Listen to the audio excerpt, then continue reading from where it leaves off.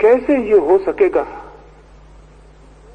ये भी बहुत मित्रों ने पूछा है, कैसे हम शांत हो जाएं? कैसे मनुष्य का चित्त शांत हो सकता है? मनुष्य के चित्त की अशांति क्या है, इसे समझ लें तो शांत होना कठिन नहीं है। मनुष्य के चित्त की क्या है अशांति? कौन कर रहा है अशांत? कोई और कर रहा है आपको, या कि आप स्वयं? आप स्वयं ही 24 घंटे चित्त को अशांत करने की व्यवस्था कर रहे हैं और फिर पूछते फिरते हैं कि शांत कैसे हो जाऊं। 24 घंटे आप ही कर रहे हैं योजना। जीवन को देखने का सारा ढंग गलत है, इसलिए अशांति पैदा होती है। जीवन को देखने का हमारा ढंग क्या है? अगर आपका आधा छप्पड़ उड़ गया हो तो क्या है आपके जीवन को देखने का ढंग? उड़े हुए छप्पड़ के लिए रोइएगा या बचे हुए छप्पड़ के लिए धन्यवाद देंगे? उड़े हुए छप्पड़ के लिए रोएंगे तो अशांत हो जाएंगे, बचे हुए छप्पड़ के लिए धन्यवाद देंगे तो अपूर्व शांति उतर आएगी। कैसे हम जीवन को देखते हैं? बुद्ध का एक भिक्षु था पूर्ण, उसकी शिक्षा पूरी हो गई थी। उसने बुद्ध के पास जाकर आज्ञा मांगी कि अब मैं जाऊं और आपके अमृत संदेश को गांव-गांव पहुंचा दूं। बुद्ध ने कहा, तू कहां जाना चाहेगा, किस तरफ? उस पूर्ण ने कहा, बिहार में एक छोटा सा इलाका था, सूखा उसका नाम था। उस पूर्ण ने कहा कि अब तक सूखा की तरफ कोई भी भिक्षु नहीं गया, मैं सूखा जाना चाहता हूं। बुद्ध ने कहा, छोड़ दे ये इरादा, अब तक कोई नहीं गया, इसी से तुझे सोचना था कि कोई बात जरूर होगी। उस इलाके के लोग बहुत अशिष्ट, बहुत असभ्य, अत्यंत कटु व्यवहार वाले लोग हैं, बहुत हिंसक, बहुत क्रोधी, इसीलिए कोई वहां नहीं गया। पूर्ण ने कहा, तब तो मुझे वहां जाना ही पड़ेगा, उनके लिए ही फिर मेरी जरूरत है।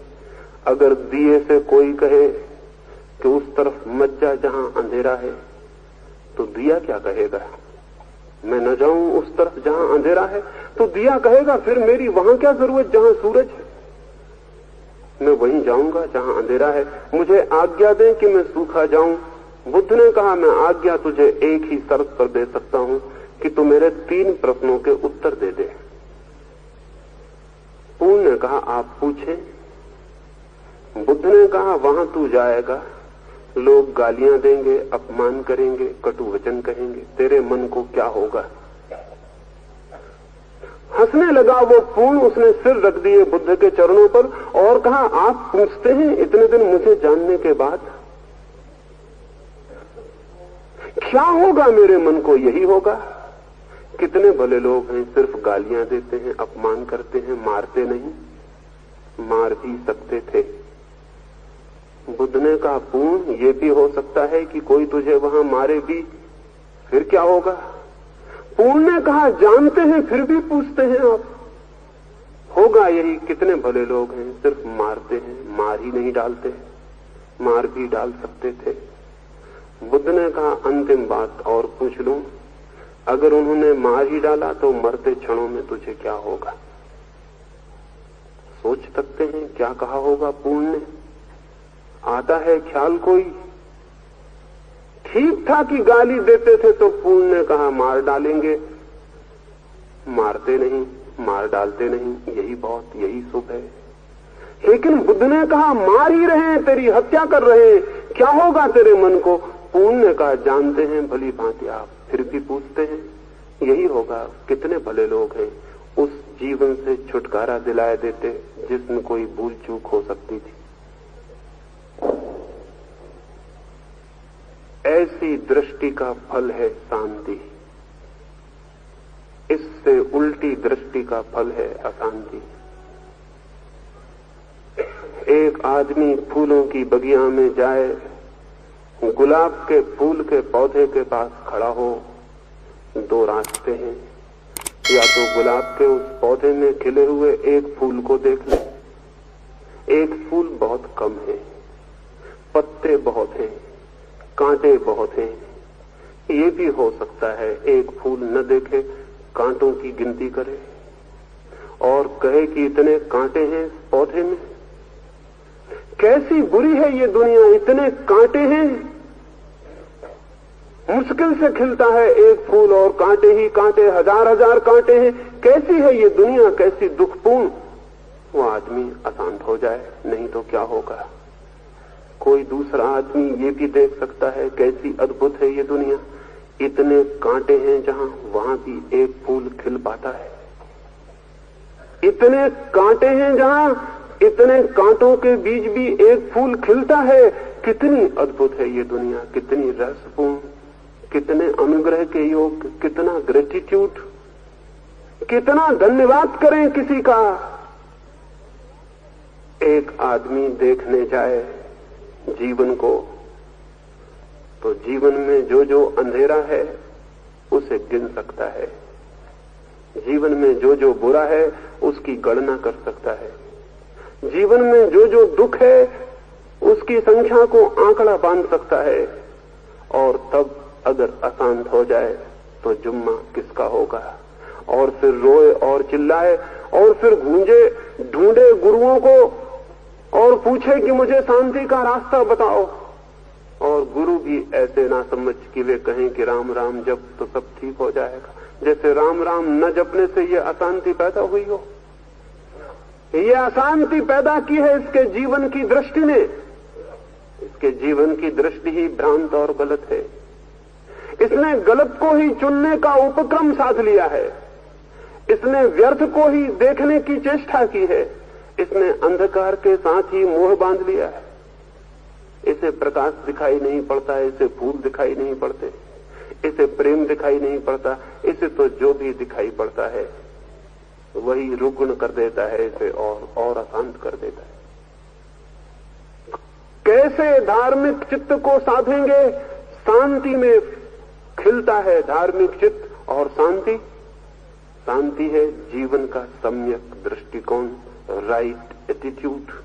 रोज रोज 24 घंटे में, रोज रोज प्रतिक्षण उस ठीक दृष्टि को, सम्यक दृष्टि को, उस सम्यक दर्शन को, वो ठीक ठीक देखने को निरंतर निरंतर प्रतिक्षण साधना है। प्रतिक्षण, एक क्षण भी छुट्टी देने की सुविधा नहीं है। धार्मिक व्यक्ति को कोई छुट्टी नहीं, कोई हॉलीडे नहीं कि आज छुट्टी दे दें फिर कल साथ लेंगे। एक क्षण भी छुट्टी का अवकाश नहीं है। एक एक क्षण देखते, जागते, समझते, धीरे धीरे वो दृष्टि जो भीतर छिपी है प्रकट होने लगती है। और तब सब बदल जाता है, तब सब बदल जाता है। तब नहीं दिखाई पड़ते कांटे, बल्कि जब दृष्टि पूरी उपलब्ध होती है तो हर कांटा फूल में परिवर्तित हो जाता है और हर अंधकार एक दिया बन जाता है और हर बुरी घटना में किसी शुभ संकेत की सूचना मिल जाती। फिर धीरे धीरे तो सब कुरूपता विलीन हो जाती है, रह जाता है सिर्फ सौंदर्य। सिर्फ सौंदर्य रह जाता है, नहीं रह जाता जीवन में कुछ कुरूप, नहीं रह जाता जीवन में कुछ विकृत। सभी हो जाता है, सभी स्वस्थ और संस्कृत। लेकिन वो दृष्टि पर निर्भर है, वो दृष्टि पर ही निर्भर है कि हम कैसे देखते हैं। तो बहुत जल्दी इस बात की न करें कि आप जल्दी से वस्त्र बदल लें, क्रिया बदल लें, उपवास कर लें। इस सबसे नहीं, खोजें अपनी दृष्टि को कि कहां कहां घाव है मेरे, किन किन घावों से मैं पीड़ित और परेशान हूं। और तब आपको दिखाई पड़ेगा आपने ही अपनी छाती में छुरी मारी है रोज रोज, ये घाव किसी और ने नहीं किए। और जब दिख जाए कि मेरे ही हाथ छुरी मारते हैं तो छुरी फेंक देना कठिन थोड़ी है, या फिर छुरी से बहुत मोह हो और घाव में बहुत आनंद हो तो आपकी मर्जी, फिर तो कोई सवाल नहीं। लेकिन मनुष्य स्वयं ही है आत्महंता, कोई और नहीं। और जब तक इस सत्य की स्पष्ट प्रतीति न हो तब तक आप स्वयं को बदल भी नहीं सकते। एक और मित्र पूछते हैं कि क्या सेवा करना ही पर्याप्त नहीं है? हम सेवा करें तो क्या परमात्मा की उपलब्धि नहीं हो जाएगी? क्यों पड़े इन सारी बातों में? उन्होंने पूछा है सेवा करें गरीबों की, दीनों की, दुखियों की, तो उसी सर्विस से, उसी सेवा से क्या नहीं मिल जाएगा प्रभु? नहीं, भूल के भी कभी नहीं मिलेगा। धर्म से तो सेवा उत्पन्न हो जा सकती है, लेकिन सेवा से धर्म उत्पन्न नहीं होता है। धार्मिक व्यक्ति का जीवन तो सेवक का जीवन होता ही है, लेकिन सेवक का जीवन धार्मिक आदमी का जीवन नहीं होता है। इस तरह उल्टा नहीं होता है।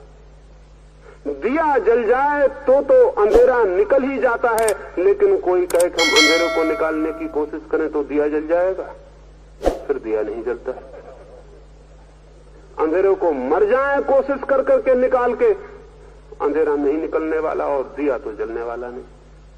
हालांकि दिया जलता है तो अंधेरा जरूर निकल जाता है, लेकिन अंधेरे के निकलने से दिया नहीं जलता।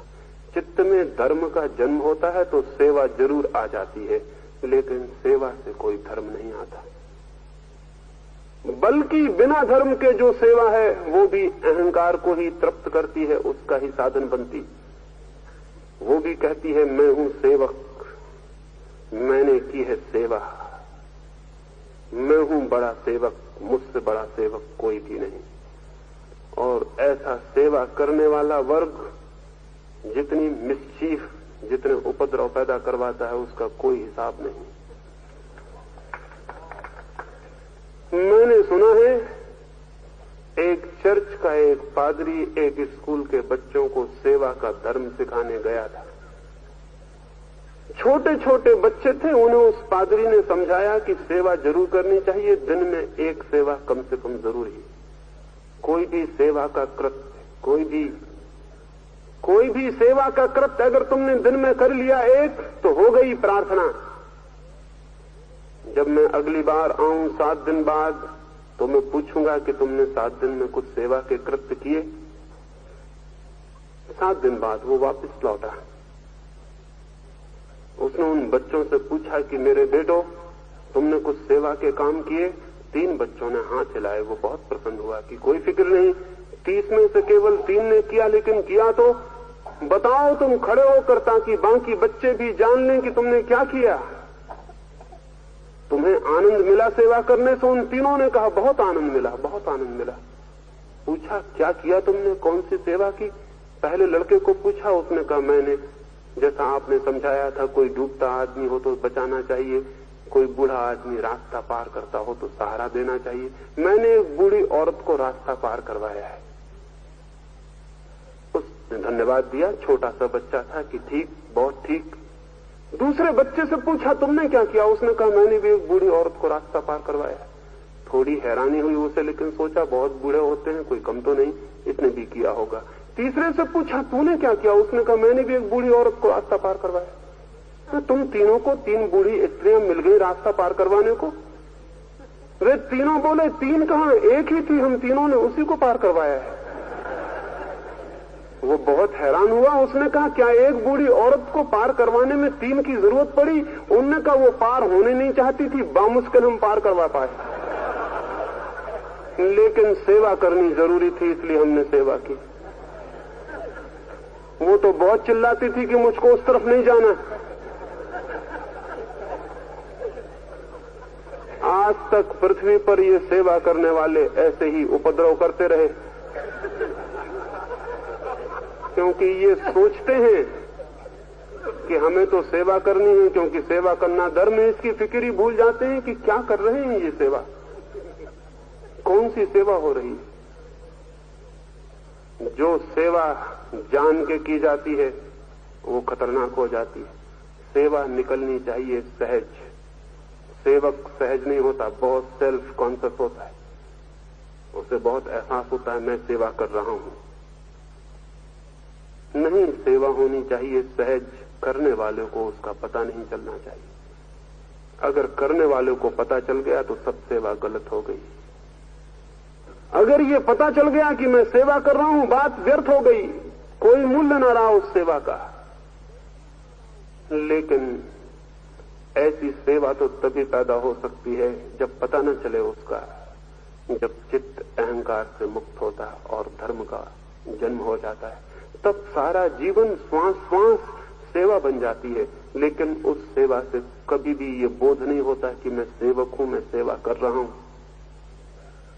फिर वो सेवा जीवन हो जाती है।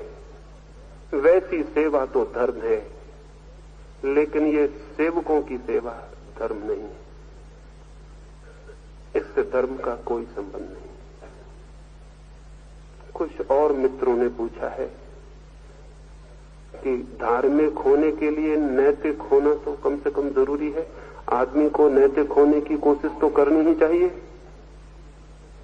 चेष्टा तो करनी चाहिए कि आदमी नैतिक हो जाए, अच्छे काम करे, अच्छी वृत्ति रखे, अच्छा आचरण हो, सत्य बोले, अहिंसक हो, दयालु हो, अपरिग्रही हो। ये तो होना चाहिए, नैतिक तो होना चाहिए। हजारों साल से यही कहा जाता रहा है कि नीति जो है वो धर्म की सीढ़ी है। ये बात 100% झूठ है। नीति धर्म की सीढ़ी नहीं है, नीति धर्म का फूल है, सुगंध है। नीति धर्म की सीढ़ी नहीं, नीति धर्म का परिणाम है। धार्मिक व्यक्ति के जीवन में नैतिकता होती है, लेकिन कोई नैतिक हो जाए तो उसके जीवन में तो नैतिकता भी नहीं होती और धर्म भी नहीं होता। क्योंकि नैतिकता होने की जो चेष्टा है, नैतिक होने का जो प्रयास है, वो इसी बात की खबर है कि आदमी अनैतिक है और अनीति के ऊपर नीति को थोपने में संलग्न है। भीतर हिंसा है, ऊपर से अहिंसा को थोप रहा है। जिसके भीतर हिंसा नहीं है, क्या वो अहिंसक होने की चेष्टा करेगा? जिसके भीतर चोरी नहीं है, क्या वो चोरी से बचने की कोशिश करेगा? जिसके भीतर असत्य नहीं है, क्या वो सत्य को बोलने का प्रयत्न करेगा? असत्य है भीतर और सत्य को बोलने का जो प्रयत्न है वो उस असत्य को नहीं मिटा सकता। केवल ऊपर से सत्य का एक आवरण खड़ा कर देगा, भीतर असत्य रहेगा मौजूद, सप्रेस, दबा हुआ, भीतर छिपा हुआ। ऊपर हो जाएगा सत्य का आचरण और अंत हो जाएगा एकदम असत्य। ऐसे व्यक्ति का चित्त द्वंद्व से, कॉन्फ्लिक्ट से भर जाएगा। वो 24 घंटे अपने से ही लड़ेगा। दुर्जन अनैतिक व्यक्ति लड़ता है समाज से और नैतिक व्यक्ति लड़ता है अपने से, लेकिन लड़ाई दोनों की जारी रहती है। अनैतिक आदमी पकड़ जाता है तो हम डाल देते हैं कारागृह में, और नैतिक आदमी खुद ही अपना कारागृह बना लेता है। उसे किसी कारागृह में डालने की जरूरत नहीं होती, वो खुद अपना इम्प्रिजनमेंट है। वो खुद ही 24 घंटे मरा जा रहा है, लड़ा जा रहा है अपने आप से। उसकी नीति सहज नहीं है, वो स्पॉन्टेनियस नहीं है, वो स्वस्फूर्त नहीं है, वो थोपी गई, दबाई गई, जबरदस्ती ला दी गई। तब ऊपर से एक रूप, भीतर से दूसरा मनुष्य खड़ा हो जाता। और ये जो भीतर छिपा है ये ज्यादा असली है, क्योंकि जो आपने बनाया है वो आपका बनाया हुआ है और ये असली आपको उपलब्ध हुआ है, इसको आपने बनाया नहीं। ये जो हिंसक है ये भीतर बैठा हुआ है, ये आपने बनाया नहीं, ये आपको मौजूद मिला है। और अहिंसक आप बन गए तो ऊपर से अहिंसा, भीतर हिंसा। और तब यहां तक नौबत आ सकती है कि अहिंसा की रक्षा के लिए जरूरत पड़ जाए तो ऐसा अहिंसक आदमी तलवार उठा ले और कहे कि अहिंसा की रक्षा के लिए हत्या कर दूंगा तुम्हारी। अहिंसा की रक्षा के लिए भी वो हिंसा कर सकता है, और फिर उसकी हिंसा नए नए रास्ते खोजेगी निकलने के, क्योंकि भीतर जो दबा है वो मार्ग खोजेगा, वो जाएगा कहां? तो फिर पाखंड पैदा होता है। नैतिक आदमी की जो जबरदस्ती नैतिक होने की कोशिश है वही पाखंड का जन्म है। फिर पाखंड पैदा होता है, फिर वो पीछे के रास्ते खोजता है उन्हीं बातों को करने के लिए जिनको सामने के रास्ते उसने अपने हाथ से बंद कर लिए। लंदन में शेक्सपियर का एक नाटक चलता था। लंदन का जो आर्च प्रीस्ट था, सबसे बड़ा पादरी था, सबसे बड़ा धर्मगुरु था। अनेक लोगों ने आके उससे प्रशंसा की, बहुत अद्भुत नाटक है। हद कुशलता प्रकट की है अभिनेताओं ने। उसके मन में भी लालच हुआ, आखिर पादरी या धर्मगुरु भी तो आदमी ही है, उसके मन में भी रस पैदा होता। उसके मन में रस हुआ कि मैं भी देखूं, लेकिन वो तो निरंतर लोगों को समझाता था कि नाटक, सिनेमा, ये सब क्या है, ये सब व्यर्थ है, इसमें मत जाओ, ये सब पाप है। अब वो खुद जाना चाहे तो कैसे जाए? उसने नाटक के मैनेजर को एक पत्र लिखा, पूछा पत्र में, देखने आना चाहता हूं मैं भी, लेकिन नहीं चाहता कि कोई मुझे देखे। पीछे का कोई दरवाजा नहीं है। नाटक में पीछे का कोई दरवाजा नहीं है कि मैं चुपचाप आ जाऊं और निकल जाऊं, लोग मुझे न देख पाए। बड़ी कृपा होगी अगर पीछे के द्वार कोई हो और मुझे आने की अनुमति मिल जाए। उस थिएटर के मैनेजर ने उसे वापस पत्र लिखा और कहा, ऐसा पीछे का दरवाजा है, पहले तो नहीं था लेकिन बनाना पड़ा, सज्जनों के आने के लिए व्यवस्था करनी पड़ी। और अक्सर धर्मगुरुओं को तो आना ही पड़ता है, इसलिए रास्ता बना लिया है। आप खुशी से आए, बड़ा स्वागत है, लेकिन एक बात बता दूं, ऐसा दरवाजा तो है कि आदमियों को पता नहीं चलेगा कि आप आए हैं, लेकिन ऐसा कोई भी दरवाजा नहीं कि परमात्मा को पता ना चले। फिर आपकी मर्जी। और अगर आप सोचते हो कि परमात्मा पता नहीं है भी या नहीं, तो भी ऐसा कोई दरवाजा नहीं कि आपको खुद पता ना चले, आपको तो पता चलेगा ही। वैसे आप आए, हम स्वागत करते हैं। नैतिक आदमी पीछे का दरवाजा खोजता है, इसलिए नैतिकता के केंद्र पर बने हुए समाज पाखंडी हो जाते हैं, हाइपोक्रेट हो जाते हैं। हमारा ही समाज एक उदाहरण है। 3000 साल से हम नैतिकता की शिक्षा थोप रहे हैं। नैतिकता की शिक्षा चिल्ला चिल्ला के हम परेशान हो गए। पत्थर पत्थर पे हमने खोद दिए हैं सब धर्मवाक्य। आदमी आदमी के दिल पे हमने राम कथा थोप दी है। एक एक बच्चे को हमने पिला दिए हैं सब पाठ नैतिकता के, बिल्कुल दूध के साथ। लेकिन आदमी हमारा, ऐसा आदमी जमीन पर मिलना मुश्किल है, इतना अनैतिक आदमी जैसा हमने पैदा किया है। और हम सब एक नाव पर सवार हैं। कोई ऐसा नहीं है कि एक आदमी अनैतिक है, हम सब एक ही नाव पर सवार हैं। इतनी नैतिकता के शिक्षा के बाद ये फल निकला है, ये हमारा समाज। मैंने सुना है एक स्कूल में एक दिन सुबह सुबह ही एक इंस्पेक्टर निरीक्षण के लिए आया। भीतर घुसते ही कक्षा में उसने कहा बच्चों से, निरीक्षण करने को आया हूं, 3 प्रश्न मुझे पूछने हैं। तुम्हारी कक्षा में जो सबसे ज्यादा अग्रणी 3 विद्यार्थी हो वो क्रमशः खड़े हो जाएं। एक एक आता जाए, प्रथम नंबर का विद्यार्थी, फिर द्वितीय, फिर तृतीय, और प्रश्नों को हल कर दे। प्रथम जो उस कक्षा का विद्यार्थी था वो उठा, बोर्ड के पास आया, सवाल लिख दिया गया, उसने उत्तर लिख दिया, अपनी जगह जाके बैठ गया। फिर नंबर 2 का विद्यार्थी आया, उसको भी सवाल दिया गया, उसने भी सवाल हल किया, वो भी अपनी जगह बैठ गया। फिर नंबर 3 का विद्यार्थी उठा, लेकिन 3 नंबर का विद्यार्थी उठते ही थोड़ा झिझक, थोड़ा सकुचाया, पैर भी बढ़ाए तो थोड़े संकोच से। फिर बोर्ड पर आके डरा डरा सा चाक लेके लिखने को था, तभी इंस्पेक्टर को ख्याल आया कि ये लड़का तो वही है जो नंबर 1 आके सवाल हल कर गया था। उसने उसका कान पकड़ा और कहा कि बेईमान, तू धोखा देने की कोशिश कर रहा है क्या? तू वही नहीं जो पहले भी सवाल हल कर गया? तू फिर से कैसे आ गया?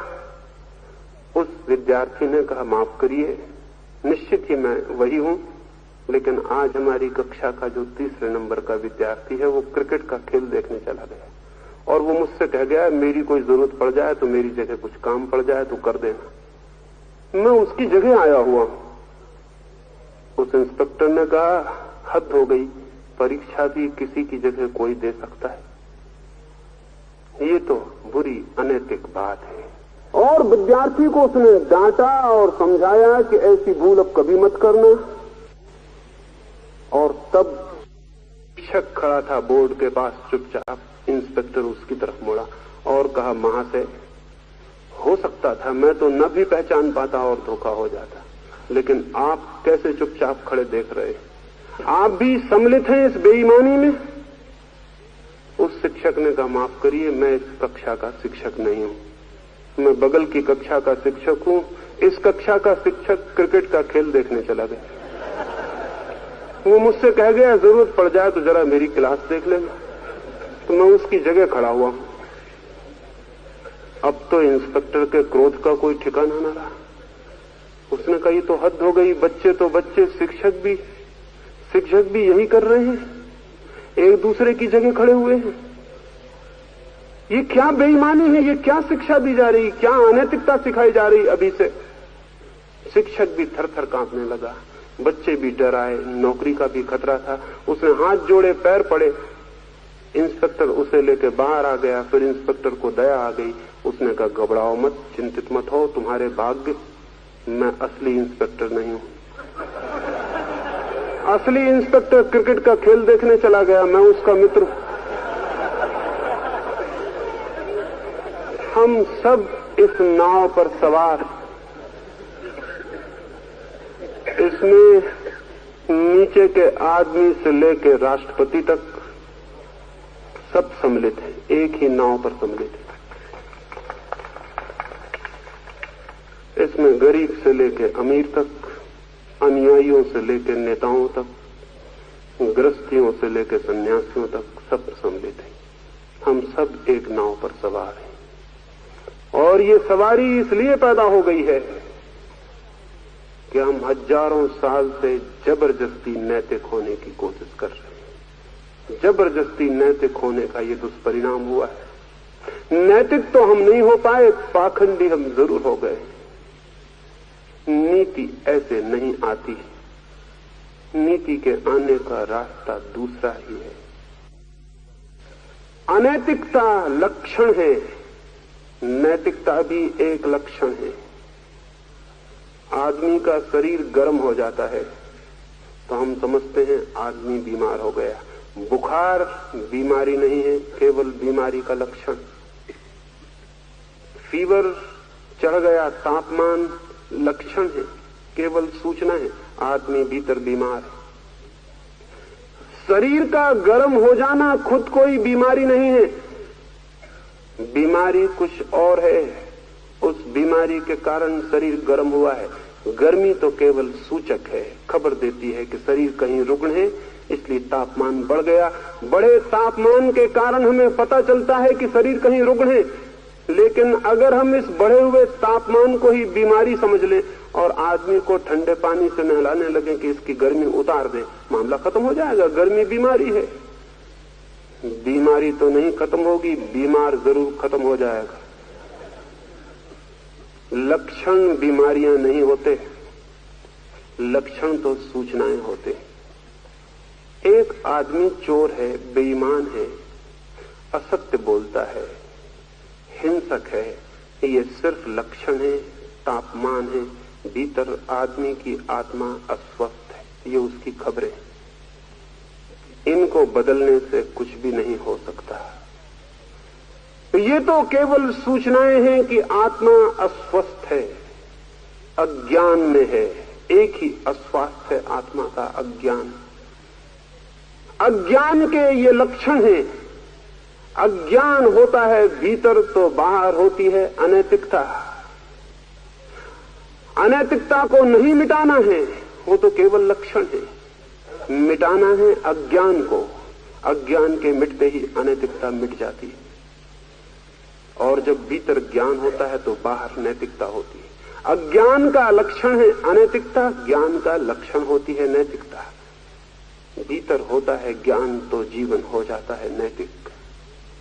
लेकिन हम जड़ों को नहीं देखते, हम पत्तों पर मेहनत करते हैं, इसलिए सारी मेहनत व्यर्थ हो जाती है। एक व्यक्ति ने अपने बचपन का संस्मरण लिखा है। उसने लिखा है, जब मैं छोटा था तो मेरी मां की एक बहुत बड़ी बगिया थी। उस बगिया में ऐसे सुंदर फूल खिलते थे कि दूर दूर से लोग उन्हें देखने आते और प्रशंसा करते। फिर मेरी मां बूढ़ी हो गई और बीमार पड़ी। एक बार लंबी बीमारी, कोई महीने भर उसे बिस्तर पर रहना पड़ा। वो बहुत चिंतित थी, बीमारी के लिए नहीं, अपने फूलों के लिए।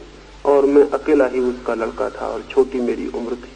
फिर मैंने अपनी मां को कहा, चिंतित मत हो, मैं फूलों की संभाल कर लूंगा, मैं फिक्र कर लूंगा, तुम निश्चिंत रहो, तुम्हारे फूल नहीं मुरझा पाएंगे। और फिर वो युवक दिन रात मेहनत करता रहा, जाके बगिया में एक एक फूल की धूल झाड़ता, एक एक फूल को चूमता, एक एक फूल को प्यार करता। महीने भर बाद जब उसकी मां उठी तब तक बगिया बर्बाद हो चुकी थी। सब फूल कुमला चुके थे, सब पौधे मरने के करीब आ गए थे, सब पत्ते दीनहीन हो गए थे। उसकी मां ने देखा तो वो हैरान हो गई। उसने कहा, तू क्या करता था सुबह से सांझ तक? दिन रात तो तू बगिया में रहता था, तूने किया क्या? वो लड़का रोने लगा, उसकी आंख से आंसू टपकने लगे। उसने कहा, मैंने सब कुछ किया, एक एक फूल को चूमा, एक एक फूल को संभाला, एक एक फूल को पानी से नहलाता था। पता नहीं क्या हुआ, ये बगिया तो सूखती चली गई। उसकी मां हंसने लगी। उसने कहा, पागल, फूलों के प्राण फूलों में नहीं होते, उन जड़ों में होते हैं जो दिखाई नहीं पड़ती। पानी जड़ों को देना पड़ता है, फूलों को नहीं। जड़ों को पानी मिल जाता है, फूल अपने आप युवा बने रहते हैं। और फूलों को जो पानी देगा उसके फूल तो मरेंगे ही, जड़ें भी मर जाएंगी। फूलों को पानी देने से जड़ों को पानी नहीं मिलता, जड़ों को पानी देने से जरूर फूलों को पानी मिल जाता है। लेकिन जड़ें दिखाई नहीं पड़ती, फूल दिखाई पड़ते। आत्मा दिखाई नहीं पड़ती, आचरण दिखाई पड़ता है। आचरण सिर्फ फूल है, आत्मा में जड़ें। जो फूलों को संभालता है, फूल तो उसके मिट ही जाते हैं। और जब फूल नहीं संभल पाते तो फिर बाजार में कागज के, प्लास्टिक के फूल मिलते हैं, उन्हीं को ले आता है, फिर उन्हीं से खुद को सजा लेता है, फिर पाखंड पैदा हो जाता है। आत्मा को संभालना है, शेष सब अपने से संभल जाता है। और शेष सबको जो संभालता है वो शेष सब तो खो ही जाता, आत्मा भी खो जाती है। इसलिए नीति नहीं, धर्म, ताकि नीति का जन्म हो सके। नीति सुगंध है धार्मिक जीवन की। स्वयं को जानना है। अंतिम एक प्रश्न और फिर मैं अपनी चर्चा पूरी करूंगा। कुछ और मित्रों ने पूछा है कि संसार में बहुत दुख, बहुत पीड़ा है। दुख ही दुख है, पीड़ा ही पीड़ा, चिंता ही चिंता, अशांति अशांति। कैसे हम शांत हो सकेंगे इसमें, इस इतने उपद्रव में, इस झंझावात में, इस आंधी में? कैसे संभाल सकेंगे अपने शांति के दिए को? नहीं, ये उन्हें संभव नहीं मालूम पड़ता है। निश्चित ही जीवन में बहुत उपद्रव है, लेकिन इससे कोई फर्क नहीं पड़ता। और जीवन में उपद्रव है इसलिए आप अशांत हैं, ये निदान, ये डायग्नोसिस गलत है। आप अशांत हैं इसलिए जीवन में उपद्रव है। जीवन के उपद्रव के कारण आप अशांत नहीं हैं, आप अशांत हैं इसलिए जीवन में उपद्रव है। एक छोटी सी घटना, शायद ख्याल में आ जाए बात। टोक्यो के एक बहुत बड़े होटल में आज से कोई 30 वर्ष पहले एक घटना घटी। एक 7 मंजिल लकड़ी की बड़ी होटल, एक विदेशी यात्री वहां ठहरा हुआ था और उसने उस संध्या एक साधु को, साधु की खबर सुनकर भोजन के लिए आमंत्रित किया था। साधु का नाम था बोकोचू। वो साधु आया हुआ था। उस विदेशी यात्री ने अपने कुछ 10-25 मित्र भी साथ में बुलाए थे कि भोजन भी करेंगे, उस साधु से कुछ बात भी करेंगे। फिर बात चली, वे भोजन भी करते जाते। साधु से कुछ प्रश्न पूछे थे, वो उत्तर दे रहा था और तभी बीच में आ गया भूकंप। सारा नगर डमाडोल हो गया, भवन गिरने लगे, त्राही त्राही मच गई, शोरगुल, उत्पात, अराजकता, कुछ समझ में ना रहा। 7 मंजिल ऊपर बैठे उस मकान पर सब कपने लगा। फिर वहां कौन रुकता? अभी यहां भूकंप आ जाए तो कौन यहां रुकेगा? किसको ख्याल रहेगा क्या सुन रहे थे? किसको ध्यान रहेगा आगे और क्या सुनने को था? कोई नहीं रुका, वहां भी कोई नहीं रुका, वे सब भागे। वो जो मेजबान था जिसने निमंत्रित किया था मित्रों को, वो भी भागा। द्वार पर भीड़ हो गई, सीढ़ियां सकरी थीं। उसे ख्याल आया कि मैं भाग रहा हूं, लेकिन जिस साधु को मैंने अतिथि की तरह बुलाया था वो कहां है? वो भी भाग गया या नहीं? लौट के देखा, वो साधु आंख बंद किए अपनी जगह बैठा है। उसे लगा मेजबान भाग जाए, होस्ट भाग जाए, गेस्ट अतिथि घर में बैठा हो, क्या ये शोभा योग है? क्या ये उचित है कि मैं भाग जाऊं मेहमान को छोड़कर? और फिर ये आदमी कैसा है जो चुपचाप बैठा है? भूकंप में सब गिरा जाता है, किसी भी क्षण भवन गिर सकता है, मौत निकट है, ये चुप क्यों बैठा है? कैसा है ये आदमी? उस आदमी के आकर्षण ने, उस अद्भुत आदमी के चुंबक ने जैसे उसे खींच लिया। वो खिंच गया उसके पास और चुपचाप बैठ गया, ये सोचकर कि जो होना है, इसका जो होना है वही मेरा होगा, लेकिन मैं भागूंगा नहीं। हाथ पैर कपे जाते हैं, प्राण कंपित है। फिर भूकंप आया और चला गया। कौन सा भूकंप हमेशा रुकता है? सब आता है और चला जाता है। भूकंप चला गया, साधु ने आंख खोली। बात जहां टूट गई थी भूकंप के आने से, फिर से शुरू करनी चाहिए। फिर से शुरू की।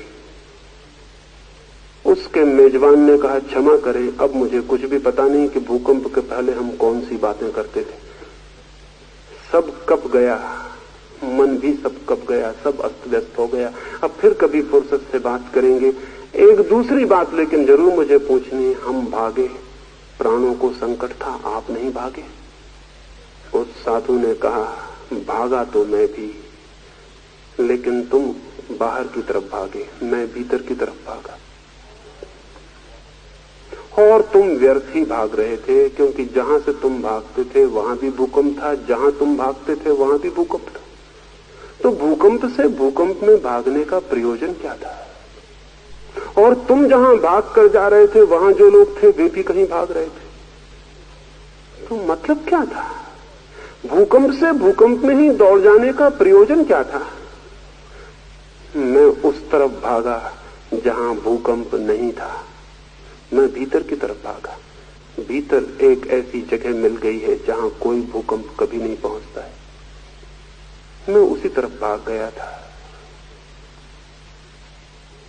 मनुष्य के भीतर एक जगह है जहां कोई बाहर का भूकंप कभी नहीं पहुंचता है।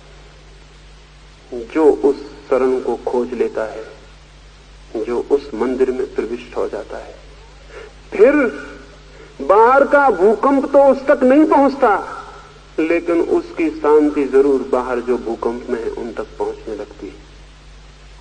तब उसके उस मंदिर से एक रोशनी चारों तरफ फैलने लगती है। तब उसके उस शांत शून्य स्थल से, उस केंद्र से एक शांति की वर्षा चारों तरफ होने लगती है। जरूर जीवन में बाहर संकट है, भूकंप है, लेकिन इससे ऐसा मत सोच लेना कि ऐसी कोई भी जगह नहीं है जहां भूकंप न हो और जहां आप न पहुंच सकते हो। उस स्थल को ही हम आत्मा या परमात्मा कहते हैं। आत्मा या परमात्मा कोई फिलोसॉफिकल, कोई दार्शनिक धारणाएं नहीं है। दार्शनिकों ने बड़ा अन्याय किया है। उन्होंने इन सारी धारणाओं को, जो जीवन की अनुभूतियां हैं, धारणाएं नहीं, कंसेप्ट नहीं, सिद्धांत नहीं, जो जीवन की सघन यथार्थ अनुभूतियां हैं, उन सब पर वाद विवाद खड़ा करके उन्हें थोथे शब्द बना दिया है। इन 3 दिनों में बाहर भूकंप है, इसी संबंध में तो मैंने आपसे कहा, और भीतर एक शरण है, उस संबंध में भी मैंने आपसे कहा। अब आपके हाथ में है कि आप भूकंप से भूकंप में भागेंगे या भूकंप से उस तरफ जहां कोई भूकंप नहीं। मेरी बातों को 3 दिन तक इतने